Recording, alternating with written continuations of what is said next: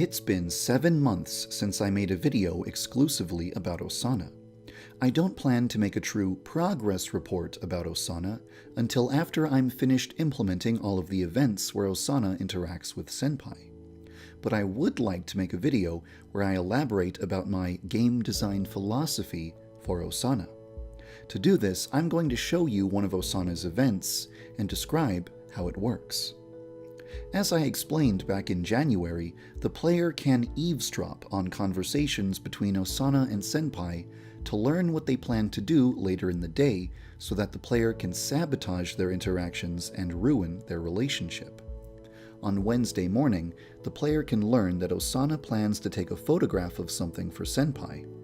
The player can sabotage Osana's plans by stealing her phone and putting lewd photographs on it. So when Osana gives her phone to Senpai, he'll see a bunch of dirty things on her phone and become disgusted with her. When implementing the expulsion elimination method, I gave the player the ability to steal Kokona's phone, take photos with it, return it to her, and then report her to the guidance counselor. So technically, all of the necessary code to implement Osana's Wednesday event was already in the game. But I decided not to copy Kokona's event and give it directly to Osana. I'll explain why. For Kokona, there was only one specific time on one specific day when she would leave her phone unattended. There was also only one specific opportunity for the player to return Kokona's phone. The more I thought about this, the more I disliked it. I don't like the idea of forcing the player to remain locked to one very specific path without any room to be creative, improvise, or make interesting choices. I decided that I would not be satisfied with just giving Kokona's event directly to Osana. I decided that I wanted the event to feel organic. In other words, I want events to occur as the natural outcome of the player's actions, not because those events were scripted to occur. Now I'll tell you the various ways that I've tried to achieve this. Instead of being scripted to go to the locker room at a specific time of day, I decided that Osana should only go to the locker room if the player performs an action that will force Osana to go to the locker room. And I decided that the player should be able to do this at any time of day. In the past, the player could do this with Kokona by simply throwing water on her. But this ability is actually too overpowered, since it allows the player to stop any interaction event and change the rival's routine at any time, in any place. To make things more fair, I've decided to change the way it works. If the player fills a bucket with liquid and puts it over a door, the bucket will spill on the next person to walk through the door. Using this method, the player can cause Osana to deviate from her normal routine and go directly to the girl's locker room to change her clothes.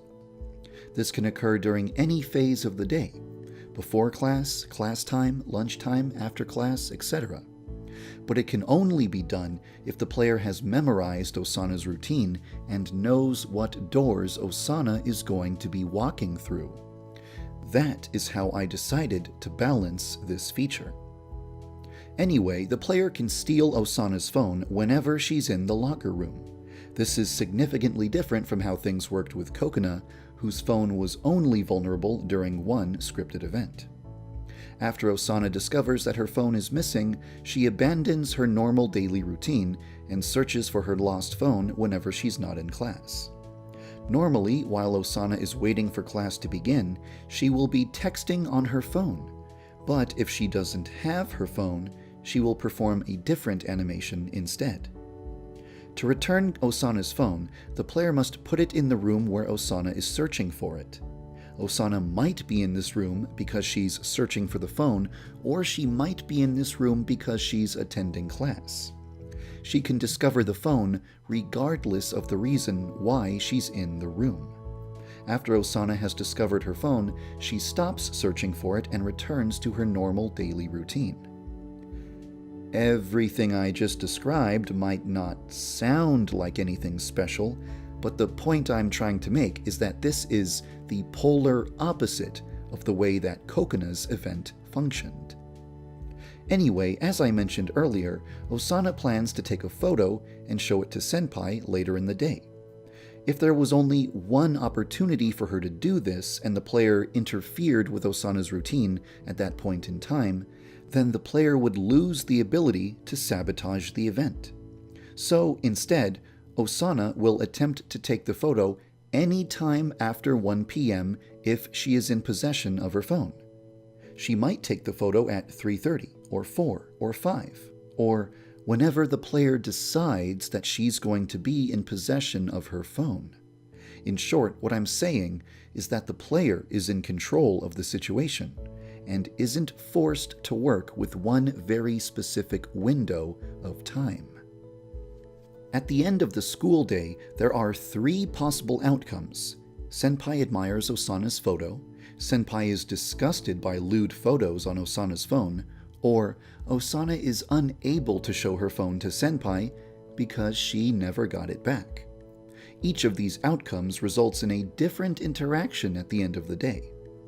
The easy route would have been, the player can't affect Osana's routine, the player only has one opportunity to steal her phone, the player only has one opportunity to return the phone, Osana's routine doesn't change when her phone is gone, and Osana only has one opportunity to take the photo. This would have taken very little time to implement, and I would have been able to bring Osana to you faster. But the experience of sabotaging Osana's Wednesday event would have been boring. It wouldn't be fun or interesting at all. So instead, I've tried my best to make sure that sabotaging the Wednesday event doesn't feel scripted. The player must take action to change Osana's routine. You can steal Osana's phone in the morning, at lunchtime, or after classes end. You can steal the phone before or after she's taken the photo. You can decide what time of day Osana will rediscover her phone. Osana's routine is different depending on whether or not she has her phone. And Osana will take the photo any time that she has her phone and some free time. It was more time-consuming to implement the event this way, but I think it was worth it. This creates an array of different possibilities. Depending on when you steal the phone, when you return it, and when Osana takes the picture, the Wednesday event can occur in many different ways. I see a lot of potential to make this event even more organic than it already is. For example, there could be different ways to make Osana go to the locker room, or different ways to steal her phone, or different disgusting things to put on her phone. However, if I just kept making the event deeper and deeper, it would never actually get finished. So I have to limit myself to a specific amount of organic depth. It's important to note that not every single one of Osana's weekday events can function this way. Each event will be different in nature, and some will have less potential to be organic. Also, because Osana is the first rival, she's meant to be the least challenging rival to defeat, so her events will be extremely simple in nature and very easy to sabotage.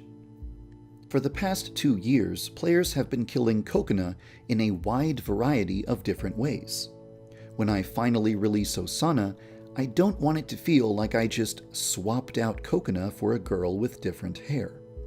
I want the experience of eliminating Osana to feel completely different from the experience of eliminating Kokona. I want the experience of sabotaging Osana's interactions to feel organic, not scripted. I want you to feel like events are occurring because of your choices and actions, not because of an invisible script in the background. That is my game design philosophy for Osana. Or at least that's part of it. There will also be other factors involved that will make it more difficult to eliminate her, but I'll elaborate about that in a different video. Making Osana's events feel organic isn't the only reason why it's been taking so long to implement her, but it is one of the factors. When a lot of time passes without any announcements regarding Osana, please rest assured that this is because I'm taking extra time and extra care to make sure that eliminating her is a much deeper and much more satisfying experience than testing out elimination methods on a purple-haired guinea pig. I hope that this video has helped to give you a clearer picture of my vision for Osana. Thank you for following the development of Yandere Simulator.